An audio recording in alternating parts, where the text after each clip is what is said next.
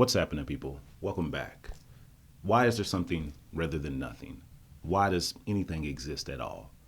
This is a very primary and fundamental philosophical question, one that we often ask early in our lives, and one that most people rarely settle and come to a satisfying conclusion about and on. Even the most prolific thinkers and philosophers don't settle this question within a lifetime, not in a way that allows for a consensus agreement anyway.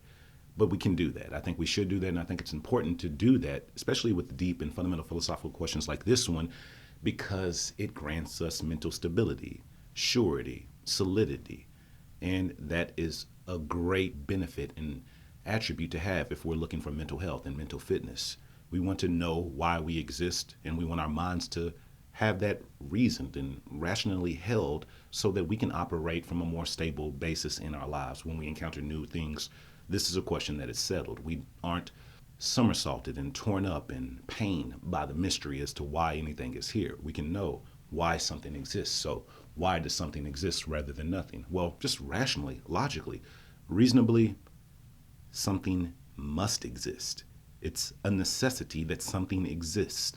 And let me explain why that is. Nothingness, a true and literal void, is an impossibility as far as we understand, as far as our minds can conceive. And that's really as far as we can go in this sense anyway. Intellectually, the limits of human cognition, human mentation, human intelligence. This is the tool we're using to understand these things, and this is the tool that needs to be seated with the right information so it's stable and settled and we have a good, cohesive, homeostatic existence. We need to settle the mind, and therefore we need to go to the limits of the mind. And the limits of the mind say that nothingness is an impossibility. Scientific investigation has never seen an actual void, a true vacuum where nothing at all is there. Now, that may be the state and the case outside of this universe, this space-time bubble we exist in, but it may not be also. And it's quite likely not that. And the reason that we say nothingness is an impossibility and that science has never seen this is because it's true. We see a vacuum, but it's not a true void or a vacuum. There's micro fluctuations at the quantum level, or quantum fluctuations, better yet.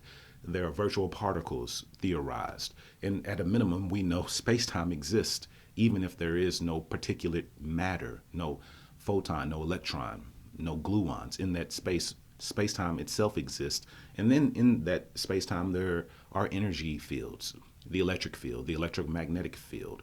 All of these fields reside and coexist at a zero energy state, except for the Higgs field, as far as we know, in this void. So there's never a true and actual literal vacuum. And nothingness is an impossibility because it would necessitate that there is no thing. And quite literally, we are experiencing a thing right now called existence, whether it be a simulation, a Boltzmann brain that is formed from some impossible confluence of events of gas particles. Well, it doesn't matter because we do know something exists. And once a thing is in existence, nothingness is no longer a concept that is mentally tenable. Quite literally, we cannot say nothing at all exists because something exists, and there will never again be true that nothing exists. Now, there may be no thing, and that's how we need to reconceptualize this universe and things beyond our awareness, things beyond space-time even. I think we need to conceptualize an absolute reality, reality with a capital R, universe with a capital U, truth with a capital T, the thing that underpins all potential realities, all potential existences, universes, fields of space-time, vacuums, bubbles, different laws of physics, different potential minds and beings.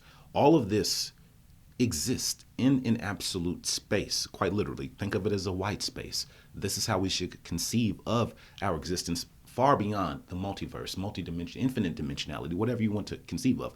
Quite literally, all things in relation to all no things are almost impossible to see if you could stack them up. The expanse of no thingness, the thing we often mistake as nothing, is so gargantuan that it makes thingness, even all universes, all realities, almost non-existent. It makes it a point like reality in comparison, relative to no thingness. And this is where we get into this notion of there being nothing forever and for all time. Well, there can be no thing for quite literally almost all time, but because something exists, we know that is not true for all time completely. Now, what we're talking about is transmuting the concept of nothingness into the concept of nothingness, which is more tenable to the mind. And we need to do this because the mind cannot conceive of monopoles, single-sided realities. The human mind cannot deal with these one-sided concepts. There is always a front and a back, an inside and an outside, a beginning and an end. So even if we conceive of nothingness, absolute truth, singular reality, we are still conceiving of it from a dualistic standpoint, from a non-absolute perspective. So something must exist logically, truthfully, and intuitively, because nothing is quite literally already disproven by the existence of a single question: why does anything exist? Why is there something rather than nothing? That question in itself is a thing. Your question has destroyed the possibility for nothing. So we don't need to contend with it. It can't be held in the mind because it's no more tenable than an inside without an outside, a front without a back. We can't conceive of it. So we move past those concepts and replace them with nothingness. So why is there something rather than nothing? Because quite literally there must be. It's a logical necessity that a thing exists, because a thing is possible, a thing is potential, and therefore that potentiality in and of itself is a thing, which destroys and negates and undermines the validity, the realness, the substantiation of nothingness. We can only have nothingness now, a period or an infinite period in duration or in space where no actual thing exists, but that nothingness is not nothing, because the potentiality or the past historic reality of a thing has destroyed nothingness. So we have adopted now, hopefully, the concept of nothingness and have eschewed the concept of nothingness, because it is not a rational and reasonable concept to hold. We can have nothingness for pretty much the entirety of time and space, the entirety of no time and no space. But you cannot have no thing for eternity, because eternity would still be long enough to allow for all possible realities, to allow for all possible happenings. And all possible happenings would include, at a bare minimum, in my opinion, logically, reasonably, intuitively, the existence of the most fleeting and minuscule and infinitesimal thing. So extend reality, extend things beyond time and space far enough, and you essentially necessitate that at some point a thing will exist, because probabilistically, in enough time and space or beyond time and space, all things can be and should be and will be. Now, maybe we don't get a complex universe. Maybe we get just a single point like existence, but that in and of itself is still enough to absolutely obliterate and destroy forever and for good the concept of nothingness. So that's why we have something. It must be. You must be. This must be. Maybe not this, maybe not you, but something. And quite literally, in enough time and space, then maybe you and me and all of this must be as well. So now we can approach the rest of our lives, the rest of our challenges, the rest of existence with a little bit more surety, a little bit more confidence, and a little bit more efficiently, because the mind is now settled, at least in this way.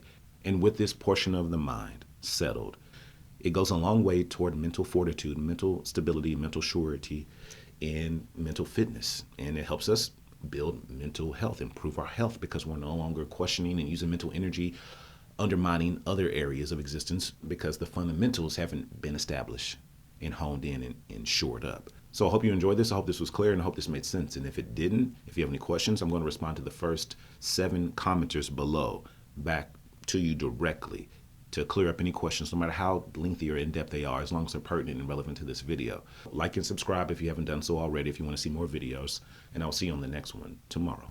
So have a great day. Take care, you necessarily existing thing. Later.